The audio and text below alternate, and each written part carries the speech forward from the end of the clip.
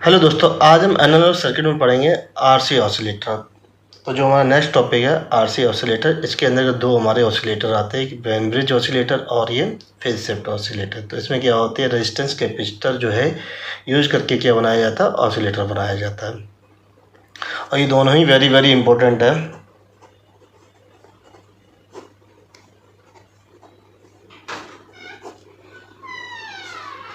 तो देखिए, इन दोनों को पढ़ने से पहले एक हमारे पॉइंट छूट गया था, वो मैं यहाँ कवर कर देता हूँ पहले वाले लेक्चर में। तो एक होती है स्टार्ट ऑफ कंडीशन। तो देखिए, ये ब्लॉक डायग्राम है ऑसिलेटर का। इसमें क्या है, लूप, ये हमारा गेन है और ये हमारा फीडबैक नेटवर्क है। तो लूप गेन क्या होगा, ए इंटू बीटा। तो यहाँ देखिए, ये टी नोट पे क्या हो रहा है, ये ऑसिलेशन स्टार्ट हो रहा है। तो ये देखिए, ये फिगर बना हुआ, मेरा थोड़ा डायग्राम अच्छा, कला तो नहीं अच्छी नहीं है। तो देखिए, ये मैंने डायग्राम बनाया हुआ है, तो यहाँ पे मेंशन किया गया। तो एक होती स्टार्टअप कंडीशन, एक होती सस्टेन्ड ऑसिलेशन। तो यहाँ पे दोनों के लिए कंडीशन देगी। तो हमेशा जो गेन होना चाहिए हमारा वो ऑसिलेटर का, वो क्या होना चाहिए, हमेशा लूप गेन वो L इज ग्रेटर देन 1 होना चाहिए। उसके बाद हमें क्या मिलता है, वो सस्टेन्ड ऑसिलेशन मिलता है। देखिए, टी नोट पे स्टार्ट हुआ, तो देखिए धीरे धीरे इसका एम्पलीट्यूड क्या हो जाता है, बढ़ता जा रहा है। फिर उसके बाद क्या हो जाता है, सस्टेंड हो जाता है, मतलब वो बराबर आ जाता है। और यहाँ पे क्या है, एम्पलीट्यूड वो बढ़ता है। तो जो स्टार्टअप कंडीशन होती है वो हमारी ये कंडीशन होती है, एल बराबर ए इंटू बीटा ग्रेटर देन 1। और हमारा सस्टेंड कंडीशन होती है एल बराबर ए इंटू बीटा। ये बहुत ही ज़्यादा पूछी जाएंगी कि write down the start of condition. तो स्टार्ट ऑफ कंडीशन जो भी हम गेन निकालेंगे तो वो क्या होगा, ए मान लीजिए गेन निकल के आएगा वहाँ से, ए इज ग्रेटर देन 1 करके आ जाएगा। जो हमारा वोल्टेज गेन होगा एम्पलीफायर का, वो हमेशा क्या होगा, ग्रेटर देन 1। जो भी वैल्यू निकल के आएगी, 3 आएगी, वेन ब्रिज ऑसिलेटर के 3 आती है, तो हमेशा ए की वैल्यू क्या आएगी, ग्रेटर देन 3 होगी उसमें। सस्टेन्ड ऑसिलेशन क्या होता है, लूप गेन हमेशा 1 होता है, ए बी इंटू बीटा। तो हमें ये दो कंडीशनें याद रखनी है। तो यहाँ पर लिखा है, when oscillation start at T not the condition loop gain must be greater than 1 causes the voltage amplitude build up to desired level। तो build up हो रहा धीरे धीरे, then 1 decrease to the then L decrease to 1 maintains the desired amplitude। उसके बाद क्या होता है, जब एम्पलीट्यूड इंक्रीज होता जाता है, फिर उसके बाद वो क्या हो जाता है, एक लेवल के बाद वो जो है एम्पलीट्यूड डिक्रीज होता है, फिर वो मेंटेन हो जाता है। तो वो मेंटेन कहाँ होता है, वो सस्टेन्ड ऑसिलेशन में। तो ये पॉइंट हमें याद रखना है कि स्टार्टअप कंडीशन क्या होती है और सस्टेन्ड कंडीशन क्या होती है। तो सबसे पहले हम पढ़ेंगे एनालॉग सर्किट में वेन ब्रिज ऑसिलेटर। जो हमारा आरसी ऑसिलेटर है वो फर्स्ट, वो वेन ब्रिज ऑसिलेटर है। तो सबसे पहले हम इसका फिगर ड्रा करते हैं ओपम के द्वारा। तो देखिए, ये हमारा जो है वेन ब्रिज ऑसिलेटर का जो है फिगर है, ओपम यूज करके ये बनाया गया है। तो देखिए, जो आउटपुट है, तो इसमें जो है आरसी नेटवर्क जो है यूज किया गया फीडबैक में। तो इस आरसी नेटवर्क को बोलते हैं लीड लैग नेटवर्क। इतने को ये बहुत ही ज़्यादा पूछा जाता है कि जो फीडबैक वेन ब्रिज ऑसिलेटर में जो फीडबैक यूज किया जाता है आरसी नेटवर्क, उसको क्या कहते हैं, तो आप बोलेंगे लीड लैग नेटवर्क बोलेंगे। तो देखिए, ये पॉजिटिव पे दिया गया है और ये हमें क्या मिलेगा, ये है बेसिकली फ्रिक्वेंसी सिलेक्टिव नेटवर्क है। और यहाँ से जो है हमें R1 और R2, तो ये क्या मिलेगा हमें, यहाँ से जो पॉजिटिव के बाद ये नॉन इन्वर्टिंग एम्पलीफायर यूज किया गया और हमें यहाँ से गेन मिलेगा ए। तो हम इसका पहले बीटा निकालें, फिर ए, तो लूप गेन निकाल लेंगे। तो जो हमारा बीटा होगा वो क्या होगा, V F S upon V naught S, क्योंकि ये एस डोमेन में करेंगे, कैपेसिटर यूज किया गया। तो सबसे पहले इसका जो है लिख लेते हैं क्या क्या इसमें यूज किया गया और इसका ऑपरेशन, वो बहुत ज़्यादा पूछा जाता है। तो जैसा कि मैंने बताया था कि सर्किट जो कंसिस्ट है वो क्या है, ओपम है नॉन इन्वर्टिंग कॉन्फ़िगरेशन में, जिसमें जो 2RC जो है सर्किट जो है, जो नेटवर्क यूज किया गया है वो क्या है, फ्रीक्वेंसी सिलेक्टिव फीडबैक सर्किट है। उसे क्या बोलते हैं, लीड लैग नेटवर्क बोला जाता है। अब हम इसका ऑपरेशन पढ़ेंगे। तो देखिए, इसके ऑपरेशन में हमें ये लिखना है, तो initially assume that the input signal exist at non inverting terminals of the opamp. तो देखिए, ये नॉन इन्वर्टिंग टर्मिनल ये हमारा ओपम का पॉजिटिव टर्मिनल है, तो यहाँ पे क्या है, इनपुट सिग्नल जो हमारा एग्जिस्ट करेगा, आउटपुट जो फीडबैक उसका क्या करेगा, ये input signal. Since non inverting amplifier introduce zero phase shift, ये जो एम्पलीफायर अगर फीडबैक को हम हटा दें, ओनली जो अगर ये VF हम यहाँ ले लें, तो ये फीडबैक को हटा के ये क्या बनेगी, एक नॉन इन्वर्टिंग एम्पलीफायर बनेगी। तो नॉन इन्वर्टिंग एम्पलीफायर का जो फेज शिफ्ट होता है वो क्या होगा, वो जीरो होता है। तो जब हमारा इसका जो फेज शिफ्ट जीरो हो गया, तो हमें इसका जो फेज शिफ्ट होता है, जो हम RC जो है लीड लाइन नेटवर्क जो हम यूज करते हैं, इसका जो फेज शिफ्ट क्या होता है, वो जीरो होता है। तो इसका फेज शिफ्ट प्लस एम्पलीफायर का फेज शिफ्ट, वो total phase shift around the loop क्या हो जाता है, वो जीरो हो जाता है। और ये जीरो होता है तो ये क्या देता है, हमें फीडबैक, पॉजिटिव फीडबैक कंडीशन देता है, और इसके कारण से क्या मिलता है, हमें ऑसिलेशन जो है प्राप्त मिलता है। तो यही लिखा हुआ। तो जीरो फेज शिफ्ट जो नॉन इन्वर्टिंग एम्पलीफायर है वो जीरो फेज शिफ्ट देता है। Frequency selective feedback circuit must also introduce zero phase shift to create the positive feedback condition. तो ये देखिए कंडीशन जो है ये क्रिएट कर देता है, क्योंकि हमें क्या बनाना, पॉजिटिव फीडबैक। और उसमें क्या होता है कि हमारा जो फेज शिफ्ट है वो क्या होना चाहिए, वो जीरो होना चाहिए अराउंड द लूप। तो ये जो सर्किट ये जीरो देता है, और ये नॉन इन्वर्टिंग एम्पलीफायर इसका भी जीरो होता है, इसी कारण वो क्या बनाता है, पॉजिटिव फीडबैक बनाता है, और आउटपुट पे हमें ऑसिलेशन प्राप्त होता है। तो यही हमें ऑपरेशन लिखना।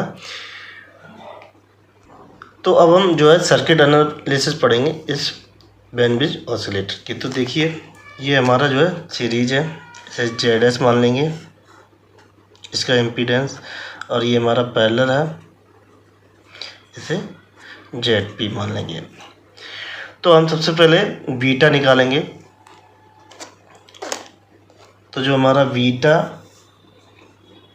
S होगा वो होगा हमारा VFS अपॉन V0S। तो इसके लिए हम ये वाली जो है सर्किट ले लेते हैं अलग से। तो देखिए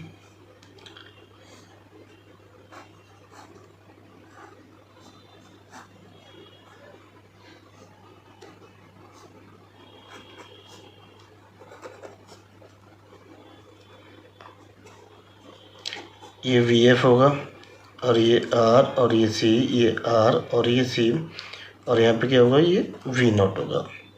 तो हम इसको ये ZS और इसको जो है क्या मान लेंगे, ये ZP मान लेंगे। तो इस तरीके से इसे रिप्रेजेंट कर देंगे।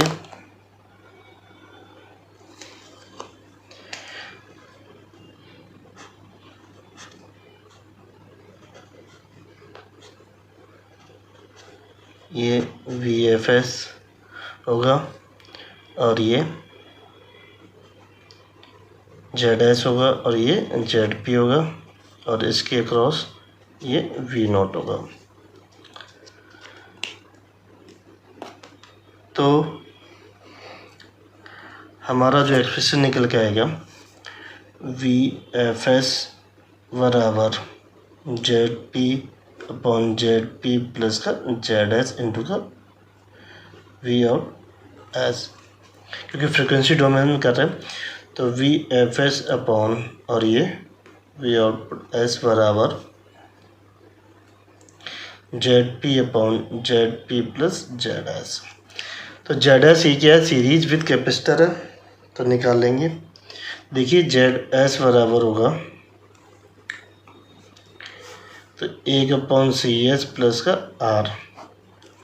ZP बराबर ये दोनों क्या होंगे, पैरेलल में होंगे, तो 1/CS into R, 1/CS plus का R। तो R CS से मल्टीप्लाई कर देंगे तो 1+CS इंटू R, तो ये R अपन 1+S CR। तो इसकी वैल्यू यहाँ रख देंगे, तो ये क्या होगा, बीटा S होगा। तो बीटा S बराबर, तो ये R upon 1+S CR upon R upon 1+S CR plus का 1/CS प्लस का R। तो देखिए ये R upon 1+S CR plus, इसको लिख लेंगे 1+S CR अपॉन CS। तो ये R upon 1 plus S C R upon, तो ये एलसीएम मिल जाएगा हमें 1 plus S C R into C S. तो देखिए ये हो जाएगा एस सी आर प्लस ये 1 प्लस एस सी आर का होल स्क्वायर, इससे ये कैंसिल हो जाएगा और ये पर पहुंच जाएगा। तो बीटा एस बराबर S C R upon S C R plus 1 plus S C R का होल स्क्वायर। तो देखिए बीटा एस बराबर क्या आ जाएगा S C R upon S C R plus का 1 प्लस एस सी आर का होल स्क्वायर। इसका होल स्क्वायर खोल देंगे तो ये लिख देंगे S C R upon S C R plus 1 S square C square are square plus 2 S C R. इसको जोड़ देंगे तो ये देखिए 1 plus S square C square R plus S C R. तो इस एस सी आर से इसे डिवाइड कर देंगे तो देखिए हमें मिलेगा, तो ये 1 upon S C R plus का यहाँ हो जाएगा एस सी आर प्लस का 3, क्योंकि इससे ही कट जाएगा तो मैंने डायरेक्ट लिख दिया। तो ये बीटा एस बराबर 1 upon 3 plus S C R plus 1 upon S C R. अब हम निकालेंगे ए की वैल्यू। तो देखिए ये हमारी सर्किट है, तो वी एफ वोल्टेज यहाँ होगा, तो वी एफ इसके क्रॉस निकालेंगे वोल्टेज डिवाइडर लगा के। तो वी एफ बराबर R1 upon R1 plus R2 into V naught. तो वहाँ से V naught upon V F की वैल्यू निकाल लेंगे, वो हमारा क्या होगा ए एस होगा। सिंपली क्या लिख देंगे, उसे ए लिख देंगे। तो देखिए हमने ये ओनली एम्पलीफायर की सर्किट लेगी, हमारा इनपुट क्या होगा पॉजिटिव पे जो है वो वी एफ एस होगा। तो निकाल लेते हैं वी एफ एस बराबर R1 अपॉन R1 प्लस ये R2 into we output S. तो ये we output S upon V F S बराबर, तो ये हो जाएगा R1 प्लस R2 अपॉन ये R1, तो ये 1 प्लस R2 अपॉन R1, और ये क्या होगा ए होगा, क्योंकि इंडिपेंडेंट ऑफ क्या होगा फ्रिक्वेंसी होगा। तो ए बराबर 1 प्लस R2 अपॉन R1। तो देखिए हम लूप गेन फाइंड करेंगे, तो लूप गेन एल बराबर ए इंटू बीटा होता है। तो इसको लिख लेंगे एल एस फ्रिक्वेंसी डोमेन ए, क्योंकि ये इंडिपेंडेंट ऑफ फ्रिक्वेंसी होता है, इंटू बीटा एस, या इसको ए एस करके ए एस बराबर क्या रहेगा सिंपली ये ए ही रहेगा। तो देखिए ए हमारा ये है और बीटा एस हमारा है, तो यहाँ रख लेते हैं। तो एल एस बराबर ये 1 प्लस R2 अपॉन ये R1 into 1 upon 3 plus S C R plus 1 upon S C R. तो इसकी वैल्यू हम ए लिख दें सिंपली। तो एल एस बराबर A upon 3 plus S C R plus 1 upon S C R. तो एस बराबर जे ओमेगा रखेंगे, तो एल जे ओमेगा बराबर A 1 into 1 upon 3 plus bracket लगा देंगे J omega C R plus 1 upon J omega C R बराबर, तो ए upon 3 plus, तो जे ओमेगा जो है जे वाले ये जे इसको 3 omega C are.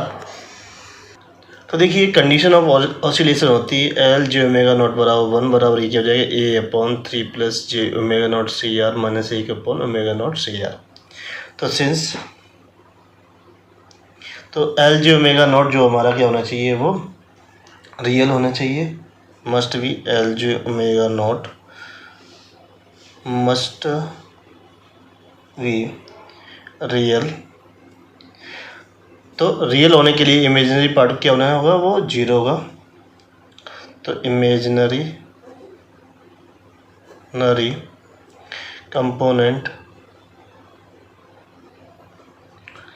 Must be zero.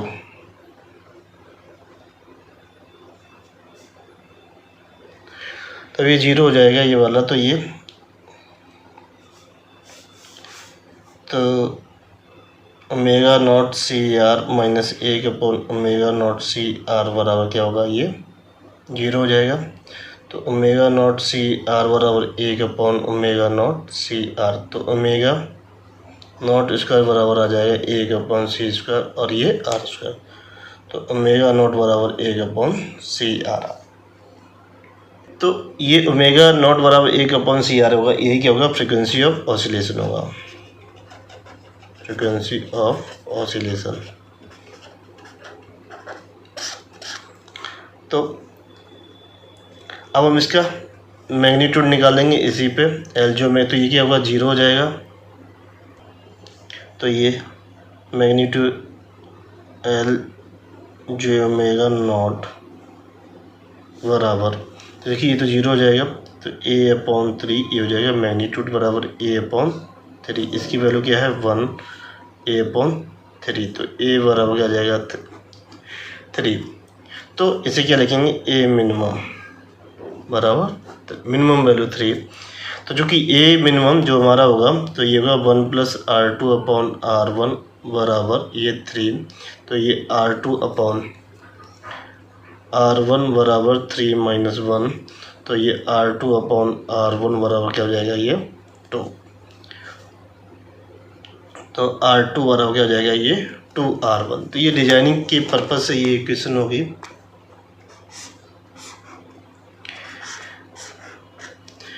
For startup condition के लिए हमारा जो है ये गेन होगा, for startup condition. For startup condition के लिए क्या होगा हमारा, r2/r1 ग्रेटर देन द 2 या a minimum greater than the 3। जब हमारा a की वैल्यू, गेन की वैल्यू 3 से ज़्यादा होगी तब हमारा क्या होगा, वो स्टार्ट करेगा। और इसके लिए ये कंडीशन होती है r2/r1 ग्रेटर देन 2। ये तो था ये इमेजिनरी पार्ट करके ये जीरो किया था, ऑसिलेशन फाइंड करेंगे और मैग्नीट्यूड ले लेंगे तो हमारा ये, तो एल जो ओमेगा नॉट बराबर 1 लिया, तो इसको जो है एक तरीके से और करते हैं। तो देखिए ये कंडीशन ऑफ ऑसिलेशन थी, तो इसको क्या, इसको इसके साथ गुणा कर देते हैं। तो 3 + j/ओमेगा नॉट सी आर माइनस का j/ओमेगा नॉट सी आर बराबर a। तो इसको इधर ले आते हैं, 3 - a + j कॉमन ले लेंगे, omega naught C R minus 1/ओमेगा नॉट सी आर बराबर ये 0। तो क्या करेंगे, रियल और इमेजिनरी पार्ट को क्या है, इक्वल टू 0 के बराबर कर देंगे। Real and imaginary part equal to 0 के बराबर कर देंगे। तो देखिए, तो ये omega naught C R minus 1/ओमेगा नॉट सी आर बराबर 0। तो ये ओमेगा नॉट स्क्वायर बराबर आ जाएगा 1/c² और ये r²। तो ओमेगा नॉट बराबर 1/c/r। तो 3 - a बराबर 0।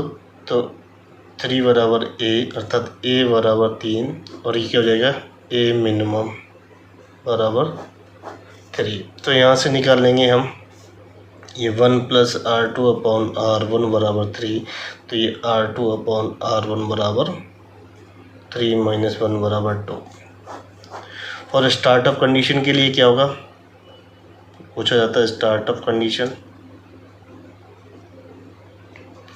तो ये r2/r1 must be greater than 2 होगी, या a B minimum greater than the 3 value.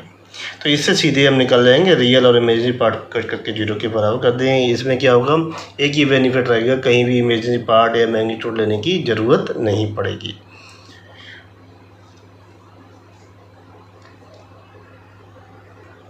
अब हम पढ़ेंगे वेन ब्रिज ऑसिलेटर के एडवांटेज और डिसएडवांटेज, क्योंकि ये 2 नंबर में पूछे जा सकते हैं। तो पहला इसका एडवांटेज है when bridge oscillator, it gives the constant output. दूसरा इसका advantage, circuit work quietly easy. तो जो इसकी कैलकुलेशन है जो बहुत ही सिंपल तरीके, जो भी वर्किंग है इसकी बहुत ही सिंपल है।